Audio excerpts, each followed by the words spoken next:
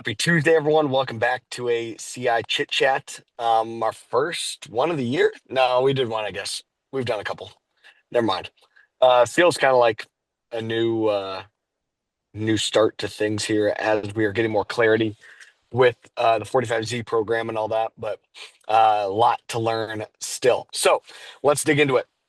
This is the CI Chit Chat. CI is carbon intensity. Carbon intensity, in our case, we're helping farmers to quantify the carbon intensity of their crops, especially corn and soybeans. The lower the carbon intensity of your crop, the lower the carbon footprint of your crop, the lower the carbon footprint of whatever that crop is turned into. In particular, talking about biofuels, I think ethanol, sustainable aviation fuel, biodiesel, that kind of thing. And there's the 45Z tax credit, which is supposed to be set up to incentivize the decarbonization of those biofuels.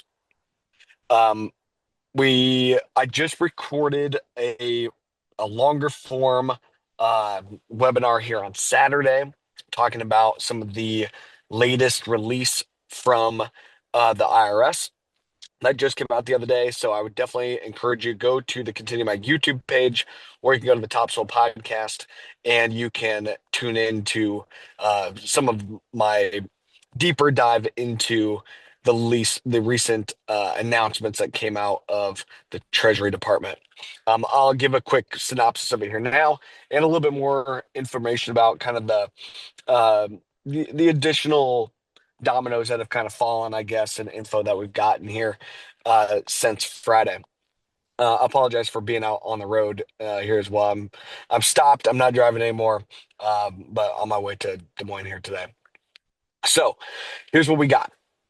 On Friday, the IRS released some guidance of sort about 45Z.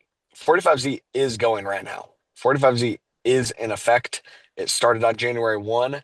45Z is the thing. There's no more blenders tax credit. There's no more 40B sustainable aviation fuel credit. All of that sunsetted on December 31st. We are currently operating underneath 45Z. On Friday, the IRS issued some information saying that they have an intent to write the rules about 45Z, and they give us a draft of those rules. In first reading the draft and in going through the documents, it seems incredibly incomplete, and like there was not much to it at all. I think when you couple Friday's documents with some of the historical documents and stuff, I do think that there is maybe a little bit more. I think there's maybe a little bit more substance when you combine all of those things together. But in Friday's documents, it definitely comes off as quite incomplete. The biggest thing that is still missing from those document or from Friday's announcement is the new GREET model. So we kind of knew for a while that there was probably going to be a new GREET model specifically for 45Z, and we found out on Friday that new GREET model is called the 45Z CF GREET model.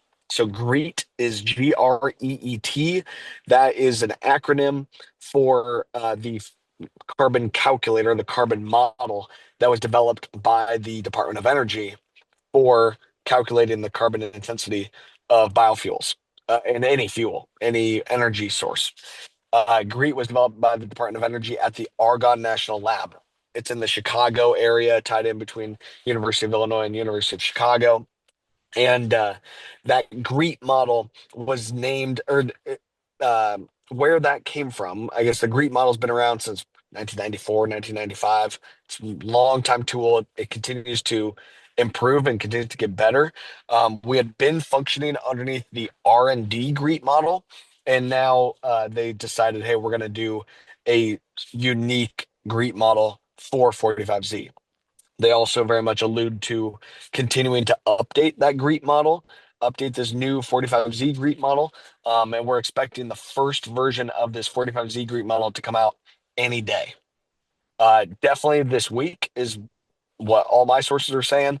I had a conversation on Friday that was saying Monday or Tuesday. Well, it did not happen yesterday, so maybe it'll happen here today, and we will get this new GREET model. So as soon as we know that there is the new GREET model live, we will send it out we will send out an email and social media alerts that hey, the new GREET model is live, and we will plan on doing a Zoom press conference the next business day, the next morning. If it happens on Friday, we'll probably go ahead and do it another Saturday, probably 8:30 in the morning, kind of thing. So as soon as we have a new GREET model, the next morning we'll unveil it to the world of here's what's in it, here's our take, here's what you need to do as a farmer. So IRS rule on Friday basically said utilize the calculation that we've given you in the past, utilize some of the trading that we've given you in the past, and utilize this new GREET model to actually calculate your carbon intensity score.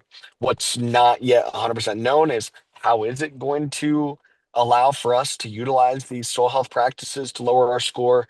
I've been directly told that it will not be based on bundling practices. Instead, it'll be more like how the GREET model works today, that each individual practice helps you to lower your score. But until we get this model out, we can't know for 100% sure. Also in this model is going to be a GREET user manual. It's talked about in the IRS language, and that user manual is also going to be very important in helping us to understand what data do we need to bring from the farm that can be plugged into that GREET model. It'll give us guidance about how to utilize the GREET model and how to calculate. So that's going to be very, very important. The other critical thing that has got to come out also this week, and again, as early as here today, is the USDA feedstock rule for climate smart crops grown for biofuel feedstocks. The actual name of this guidance is a big, long title, but and I've talked about this guidance a little bit. This USDA guidance is really the critical thing that we need on the farm. This USDA guidance is what the USDA over 2024, they were getting feedback and they did their request for information where they requested written feedback, and they took verbal comment in three different sessions about how should biofuel feedstocks be documented, what practice should be included, what crops should be included, should it be mass balance or book and claim, how should we calculate the carbon intensity scores, what models and stuff. They've been gathering a bunch of feedback, and the USDA compiled all of that information into this USDA feedstock rule. We'll call it for short. That USDA feedstock rule was submitted to the White House for review and approval on December 6th. And again, my sources are saying they were expecting it to be Monday or Tuesday, so yesterday or today, but definitely by the end of this week. So I believe what number one, what was screwed up last Friday is that the IRS, the Department of Treasury, they should not have released the 45Z guidance before releasing the 45Z GREET model and having this USDA rule out there. At you know, at a minimum, they should have all done it on the same day. And when I was talking with some of my guys in DC, they were saying that that's what they had planned on doing and what they were wanting to do. And for some reason, the Department of Treasury kind of jumped the gun and released the IRS portion of 45Z. But in reality, we need the new GREET model and this USDA feedstock rule to give us a lot more clarity about again, the on-farm documentation, the mass balance versus book and claim, and exactly the nuances of this new calculator. Now, my guy did tell me that we're gonna like what we see in the calculator. He understands what we've got going on here at Continuum Ag and on the farm, and trying to help farmers be properly incentivized for being part of this and bring biofuel producers and farmers together to go after some of these new credits. And he was giving me an example that, it's not going to be where you have to bundle practices, but there is an opportunity to stack practices. And he was saying that they're running their math and making sure that it's going to work out well. That by stacking a couple practices, he was saying that the financial opportunity could be north of $1 a bushel financial opportunity to be shared between the biofuel producer, the farmers and all that. So uh, the I don't know exactly again how the actual fine print's going to work itself out, but very encouraging to hear that the financial opportunity uh, for those that are doing a couple of these practices, you could be creating a tax credit value north of $1 a bushel, and then that's got to be shared. I don't know how it's going to be split up yet. There was a question that came in. Let me see. Sorry, I'm on my phone here. I don't think I've got this guy's name. Sorry about that. But there was a question that came in. Um, here just recently asking about how is the money going to be split and how is it going to be split, especially with the elevators being involved as well. The split of the money is definitely what's unknown. And there's going to be a big difference, I think, in how the money is split if we're working under a mass balance program where you have to have somewhat, quasi traceability, or if we're working under a book and claim where the farmer can sell their certificates directly to any ethanol plant. The financials are going to be quite different in terms of how the money is going to be shared in those different programs. So, say the full value could be $1 a bushel, though. I think the farmer, I've talked with a lot of ethanol plants. The farmer uh, I think at the very most it would be half. I don't think there's most of them will do half. I think most of them it'll be a smaller portion that would go to the farmer, especially because there's so many unknowns in this, and the IRS has not given us a ton of clarity. Um, it's going to be not this rocket ship approach to launching 45Z like we were hoping for. I think it's going to be a little bit slower grind. Um, which is really not good for the overall industry and for the biofuel producers because we need volume. We need volume of participation to move the needle and to actually get some money to flow. So the more clarity we can get to de-risk the aggression that's needed here, that's gonna be really critical. So, but the particular question was about what share could go to the farmer, what share could go to the elevator. I believe that the elevators have an opportunity to be a co-op, be an elevator, be an aggregator where they could be buying the low carbon corn or buying the data associated with the low carbon corn. They can blend and aggregate and then resell that data back out to a biofuel producer, and they could blend and earn a bit of margin in that blending process. Also, elevators should be doing kind of what we do at Continuum Ag, which is help the farmers to get their data organized and get them through a verification program. We have a dealer network and we operate through our dealers. We would love to collaborate with those elevators, collaborate with those agronomy companies. We've got dozens and dozens of them already across the country, but we've got systems built out that we can help those groups of farmers, groups of agronomists to get this data organized and help them capitalize on this credit here. But anyway, should know more here at any point this week because right now, a lot of unknowns here, a lot of unknowns. A couple other things, and definitely put your questions in the chat or with me being on my phone, we could even pull some people in and ask it live. But the uh, I had a surprise guest on the webinar on Saturday as well. My local Congresswoman Marinette Miller Meeks surprise joined me, which was amazing. She and I have I've had her on the podcast before, and she's come to our field days and that kind of thing. But she was talking, that the Trump this new Trump administration is really going to have to pick up the pieces here of 45Z and get some more clarity defined on these rules here very soon. They have some guidance to kind of work off of, and they should have this new GREET model and USDA rule to work off of. The IRS did start the other day the public comment period, which is supposed to be open until April 10th. So there is an ability to start providing comment to the Department of Treasury, but there's not a whole lot to say until we get the new GREET model and until we get this feedstock rule, and then provide some recommendations. I think we're going to have to get potentially have to get quite aggressive in providing feedback because it's a big deal. And we saw the market respond in a very positive way last week, knowing that the announcements here were coming, and we we need to have strong policy here in order to incentivize or in order to just have a strong ag economy and to make sure that biofuels remain as a key outlet of our grains. So, Congresswoman Miller Meeks and Secretary Joni Ernst and others, they're going to have to really be aggressive in fighting for this and make sure that it gets done quickly, gets done well. Again, with the USDA guidance and with this 45Z GREET model, that should, though, if there's some decent clarity in it, I think we can really start moving forward with that.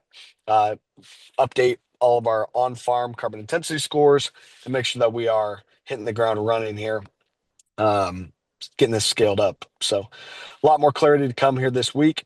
So it's basically hold tight for right now. Okay, so there's one come through. Austin, good to have you on, man. And excited for your Buckeyes here over the last couple days. If we end up with a book and claim system, is there already a marketplace set up to sell the certificates, or that's still in the works? What's that going to look like? Awesome question. So I have built out an initial minimum viable product marketplace. We've done a couple different pilot projects with that marketplace with some biofuel companies and most of the softwares that integrate that are already integrated with biofuel companies. So we don't need to reinvent the wheel and try to build brand new software to facilitate all this. So how it's going to work is all the farmers that are in our CI certification program, they're going through the audit right now. That audit is going to be complete on February 15th. We've been doing it with eco engineers, and we developed our own verification protocol based on what guidance the IRS has already given and based on the guidance that was provided in 40B. But again, in this USDA rule, we know we're going to get some updated information about verification, and we will integrate that into our verification program and uh, make sure that we are issuing certificates that are 100% what the IRS wants. But nonetheless, we've got the program set up. We'll get certificates verified, and then we have contracted with a third party that'll act as kind of our registry or the clearinghouse, where we will document every field that we have verified will be in this anonymized third party software, where they will be cross-referenced to make sure that this field isn't also in a carbon credit program or something else. So it'll be, all right, here's the fields that we have created the claim on. We will also document in their system what the outcome is, or what that the actual carbon intensity claim is. And then in that same system, we can document where the certificates are traded to. So long story short, if it's book and claim, we've got some basic systems built out for allowing the biofuel producers, the buyers, and the farmers to interface with each other in this simple marketplace system. Then the actual transactions will be documented in this third party system. It's not exactly blockchain, but it's right along those similar lines, where we're documenting where the certificates started and ultimately where they ended up, because of course you cannot sell more certificates than what you created. Part of this as well is Continuum has got to we've got to protect our own liability, that we cannot allow for some, a farmer, for example, to try to sell more certificates than what they've created and try to utilize our name that we created these certificates for them. So we have to document the certificates that we created and keep it in this, unbiased third party system to protect our own liability and help our farmers to make sure that what they are selling is legit, and avoid fraud, avoid double counting. And in doing so, it should increase the certainty here and increase the financial opportunity that can go to the farm. If there's a lot of uncertainty here, if it's, farmer go directed to the ethanol plant and just fill out a little survey and it's not going through a verification program and stuff, there's not going to be a lot of certainty. There's going to be more fraud, and therefore there's going to be less financial opportunity to be had by all. So we're really trying to cross our T's and dot our I's. The other thing, Austin, that I would say, because the other piece of this being, if it's book and claim, we've got a number of ethanol plants that I think we can bring to the table very quickly. We can announce some of those deals or some of those offers to the farmers that we have in our network that are in the verification program right now, and we can say, hey, you've got certificates, here's a buyer. And at the beginning, it's going to be a little bit of a manual connection to start, but we're actually talking with some of the big time folks that operate the uh, boards of trade and that kind of thing, and actually have some of these financial and commodity products that I believe that if it's book and claim, these CI certificates, they're actually going to be on a board of trade where you'll have opportunity for forward contracting and for utilizing some of those existing financial systems.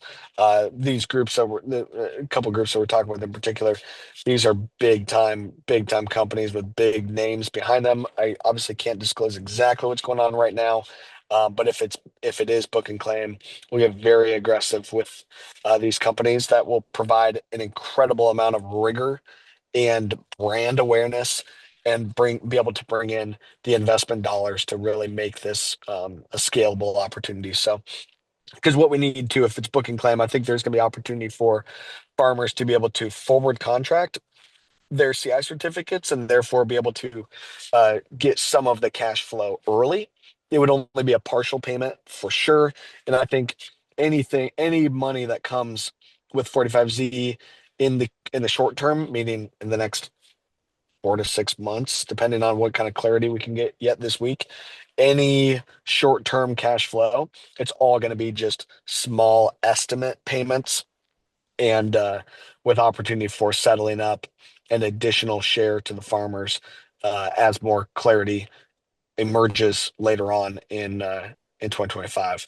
Because even with some of the guidance that we get this week, it might say, "Here's the score.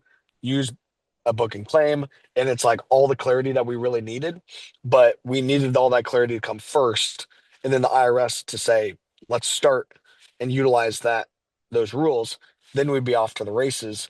But the IRS punted, so now we're going to get the USDA and the Department of Energy rules.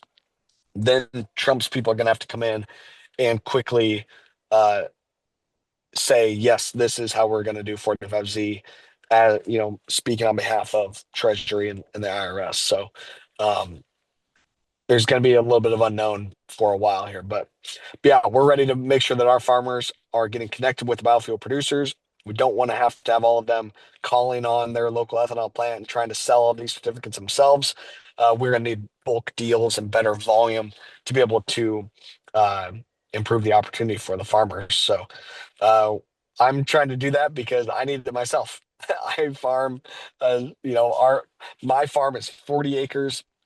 Picked up some more ground for next year, but I don't have very many certificates to sell. So me trying to go work deals, I'm teeny tiny fish in this gigantic ocean. We got to have some collaboration here. So I'm right there in the boat with everybody else. So uh, oh yes, Joanne, thank you. I got appointed to a USDA committee that was announced just last week.